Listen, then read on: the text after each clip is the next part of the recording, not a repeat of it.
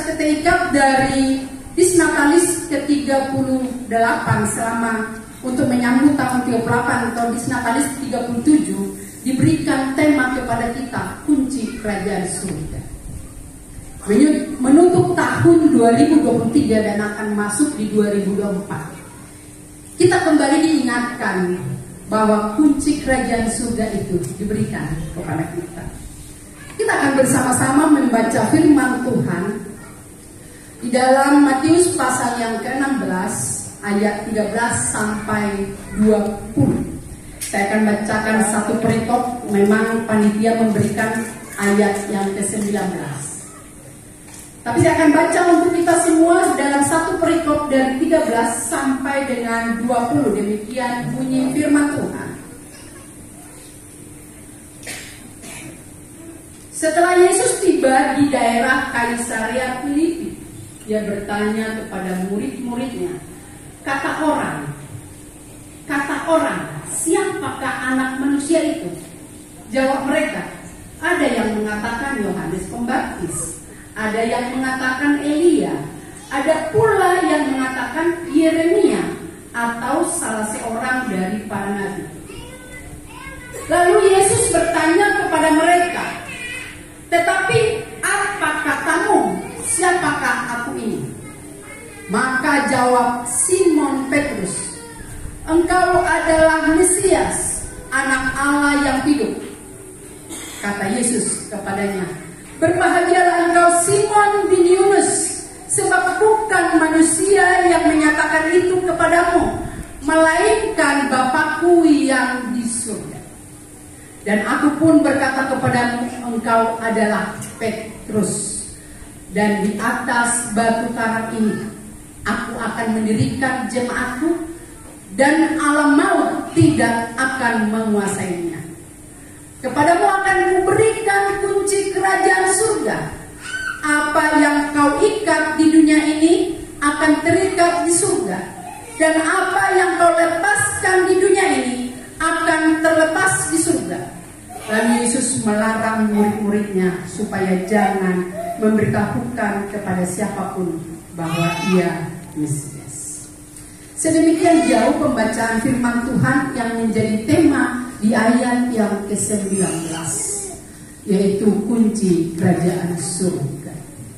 Saudara kesayangan Tuhan, ayat yang ke-19 ini adalah percakapan tentang bagaimana Yesus bertanya siapa dirinya kepada murid-muridnya. Dan murid-muridnya berkata, menurut orang lain Elia, kemudian Yohanes Pembaptis, bahkan ada yang mengatakan dari para nabi-nabi. Tetapi kata kamu, ini disampaikan kepada murid-muridnya, siapakah aku ini? Lalu dengan tegas Petrus berkata,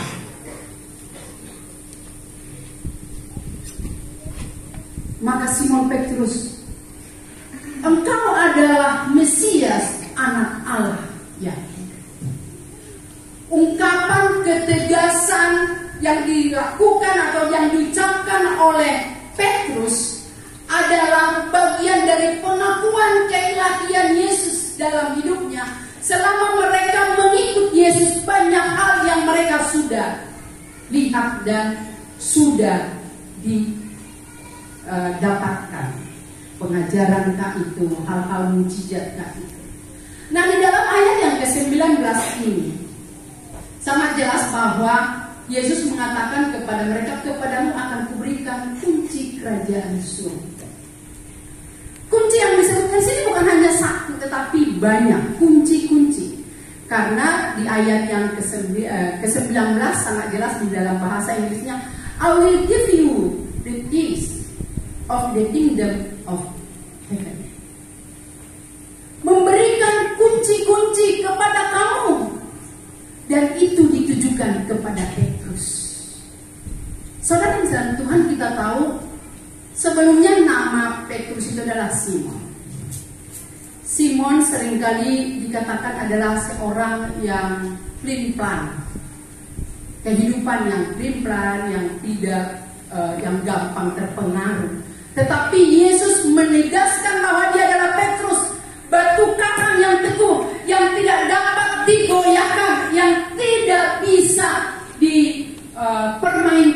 tetapi dia memiliki keyakinan yang teguh. Bahkan dia mengalami perubahan-perubahan dalam pengikutan Tuhan. Ada dua hal yang kita akan lihat hari ini, belajar dari kunci dan apa makna kunci. Yang pertama, belajar dari kunci. Fungsi kunci itu apa sih? Ya tentu kalau itu untuk rumah, membuka rumah, membuka kantor, membuka gereja dan banyak hal. Kalau itu untuk sebuah mesin, misalnya mobil, motor atau alat-alat transportasi lainnya, itu adalah untuk menyalakan mesin supaya bisa melakukan perjalanan.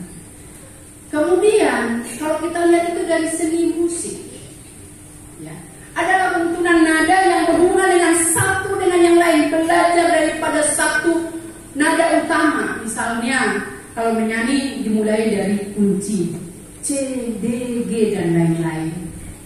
Tetapi ada lagi pemahaman simbol-simbol kunci itu termasuk kepada kedudukan.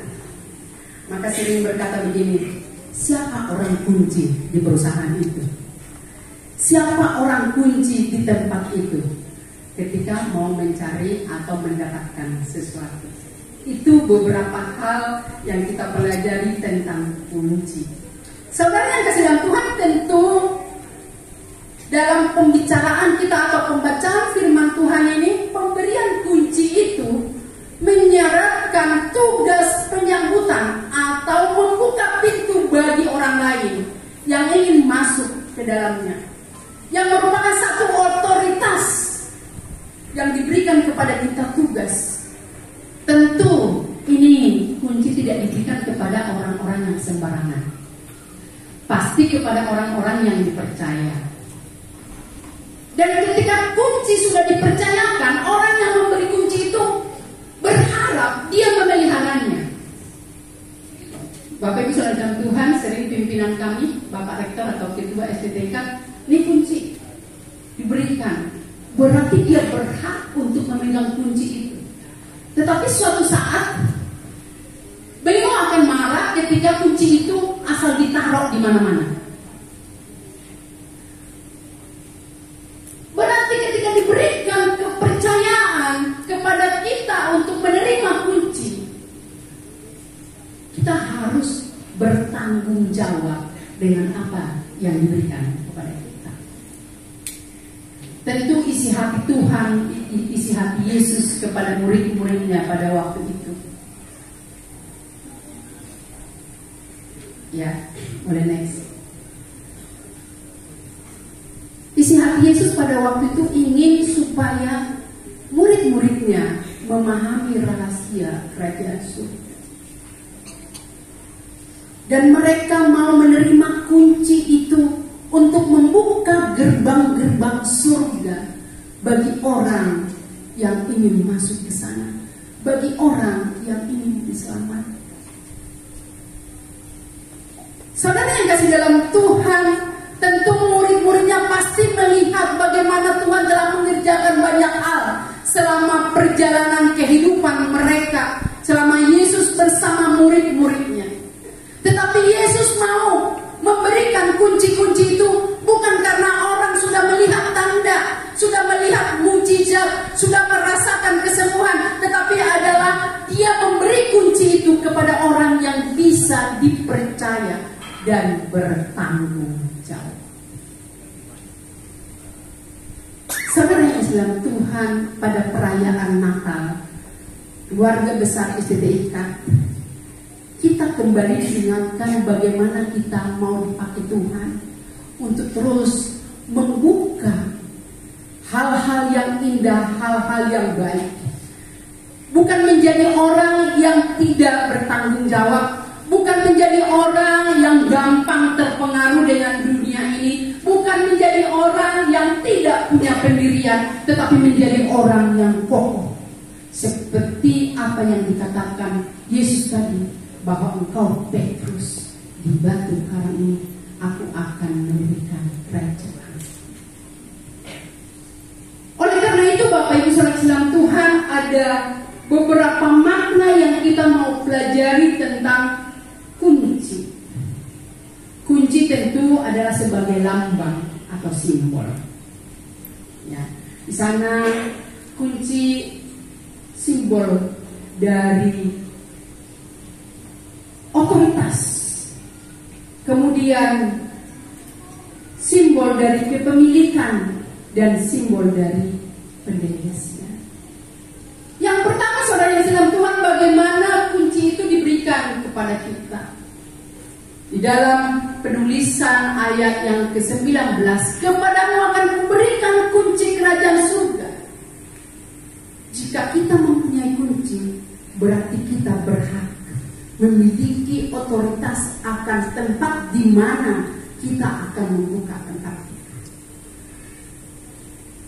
Kita memiliki otoritas, kita memiliki satu kemampuan atau kuasa atas rumah, atas tempat, atas apapun yang dibukakan oleh kunci itu.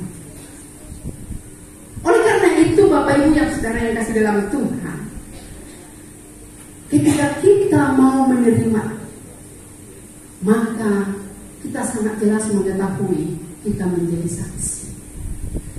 Simbol dari otoritas itu, kita memiliki kuasa untuk menyatakan apa yang menjadi keinginan Tuhan dalam dunia ini, yaitu menyampaikan kabar sukacita, menyampaikan kabar keselamatan, menyampaikan kabar damai sejahtera.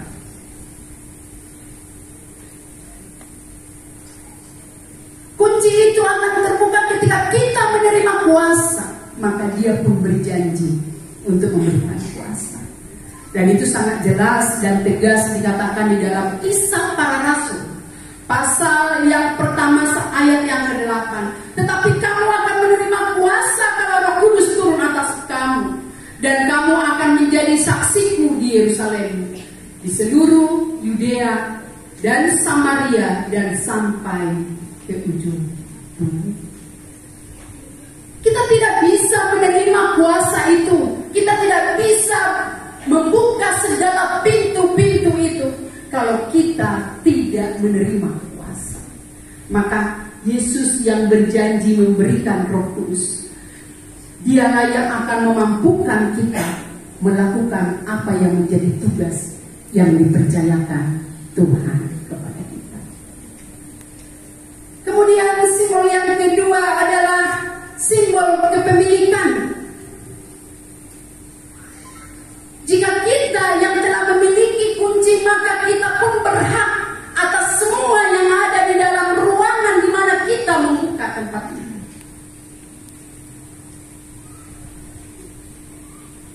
Kalau itu digambarkan sebagai kerajaan surga, apa yang kita akan dapatkan di sana? Yaitu kita akan memperoleh keselamatan yang pertama. Yang kedua, kita diberi kuasa untuk kita bisa memberitakan kabar keselamatan di dalam Tuhan. Kemudian kita akan menyatakan kebenaran demi kebenaran dari semua janji-janji yang disampaikan Tuhan kepada kita. Bapak Ibu Saudara kasih dalam Tuhan, dalam penyambutan atau memperingati hari kelahiran Tuhan Yesus, kita diingatkan kembali bahwa kuasa dan otoritas itu serta kepemilikan kuasa itu ada di dalam diri kita masing-masing.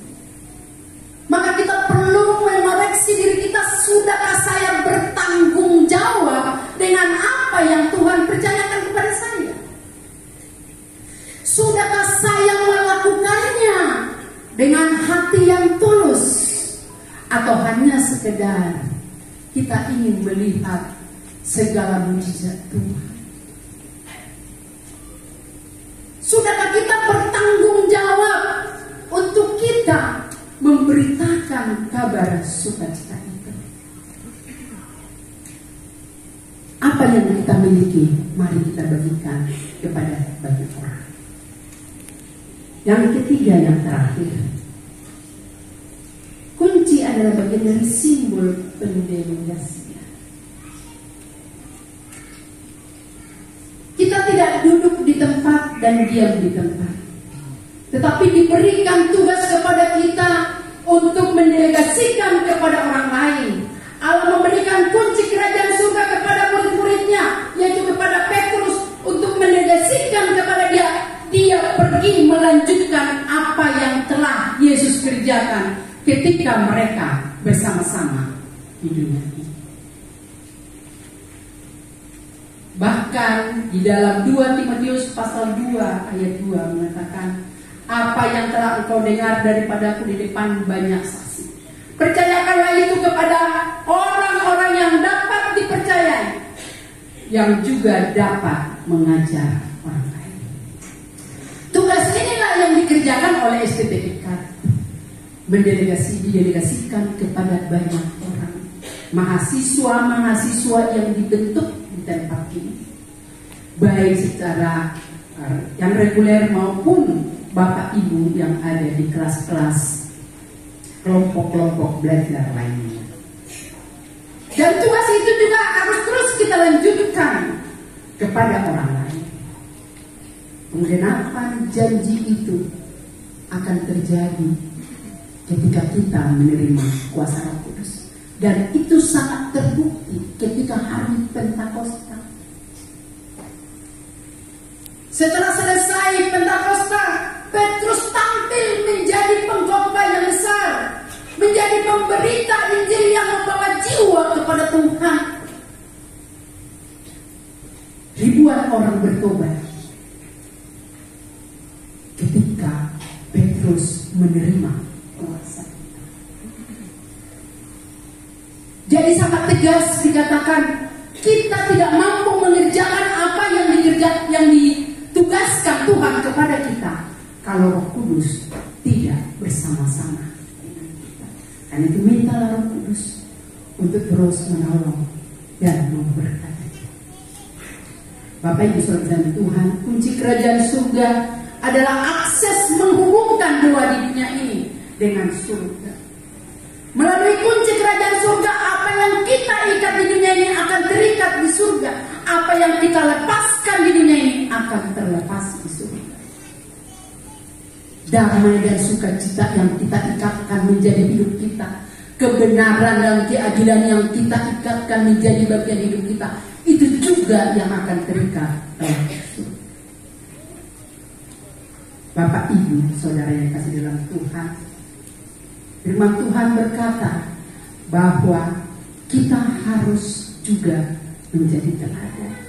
Tugas kita sebagai gereja yang ada dalam diri kita ini, yang adalah kunci itu, ialah untuk menjelaskan kepada dunia ini yang menjadi kehendak Allah.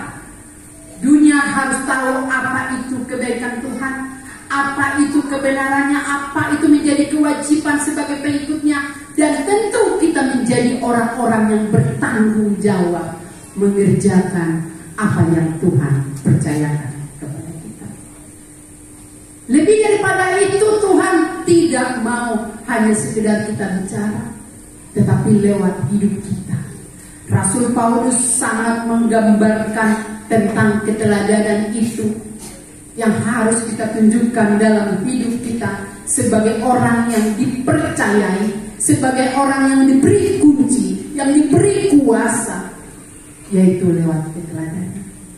Di dalam 2 Korintus pasal 3 sebagai ayat penutup saya berikan kepada kita hari ini. 2 Korintus pasal yang ketiga ayat yang kedua. Demikian bunyi firman Tuhan. Mulai dari ayat yang kedua saya baca kepada kita sampai ayat ketiga. Kamu adalah surat pujian yang tertulis dalam hati kami dan dikenal, yang dapat dibaca oleh semua orang.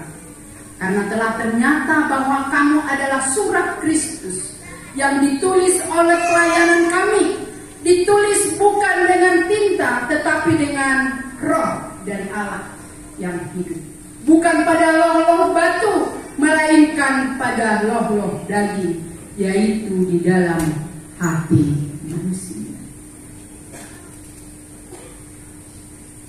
Implementasi dari bagaimana kita menerima kuasa itu. Kita memiliki menjadi pemiliknya dan mendelegasikannya. Kita harus menjadi teladan. Kita harus menjadi surat yang bisa dibaca oleh orang lain. Itu yang digambarkan oleh Rasul Paulus kepada jemaat di Korintus. Demikian juga kepada kita semua keluarga besar STIK. Malam hari ini kita diingatkan ketika kita sudah diberi kepercayaan menerima kunci-kunci tadi. Mari kita pegang otoritas itu, kuasa itu, dan kita adalah pemiliknya yang mampu mengerjakannya, mengelolanya dengan baik, dan juga kita mendelegasikan bagi banyak orang. Tugas ini bukan hanya kepada tugas sebagai yang disebut pendeta atau yang disebut sebagai hamba Tuhan yang sekolah teologi, tetapi semua kita yang percaya, yang telah menerima Yesus sebagai Tuhan dan Juru Selamat kita. Lewat kelahirannya kita memperingati malam hari ini bahwa Dialah yang datang ke dunia untuk menyelamatkan manusia. Kita berkewajiban dan bertanggung jawab untuk meneruskannya di dunia ini bagi mereka yang belum mendengarkannya. Amin. Untuk firman Tuhan, biarlah kebenaran firman Tuhan hari ini boleh mengingatkan kita akan apa yang menjadi tugas tanggung jawab kita, bahwa kita diberi kunci-kunci kerajaan surga. Amin. Kita tundukkan kepala.